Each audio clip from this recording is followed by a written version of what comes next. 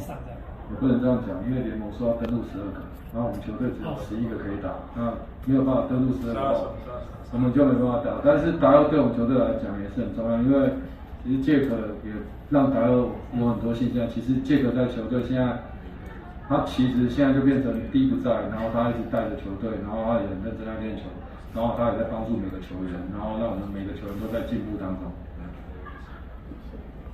教练，那个昨天其实就有看到达佑在场边做一些比较深的练习了，可不可以聊一下目前的状况？其实我们说真的啦，还是要以保护球员为主啊。那他只要有一点不舒服，我们就希望他在旁边做一些。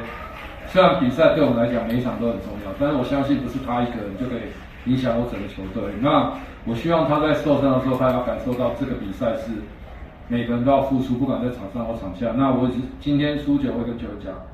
你就做好准备，这个舞台就是等对做好的人。那你没有准备好，我们可能就输球。那是大家输球，不会是你一个人输球。那达佑一直跟我讲说，教练，那现在我的伤，我可以。我说我为什么要让你在受伤的时候再上场？那你有点痛或有点不舒服，我希望在场边看着比赛，然后再回到球场。那其实我们比赛很多场，那我也希望说，达佑没有在的时候，有些人还可以再继续跳出来，因为。比赛是长久的，不是现在就断定说我们比赛后来会怎么样。那我们一直在努力，我相信努力对我们来讲会让很多球员进步。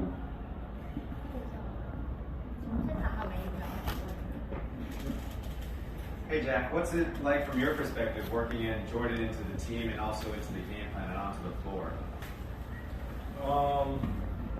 I say Jordan picks up pretty fast. You know, because what we do is we play kind of like a 3-man game and then we play from there. So all he has to do is pick up certain actions, you know, backdoor cuts, ball screens, handoffs, stuff like that. And he seems to be picking it up pretty well. Excuse me. I feel like once we get our point guards back, Dio and Devon, then I feel like he'll be able to get in more of the mix of things, get off the ball and play his true position. You know, like which will be 2 guard or small forward.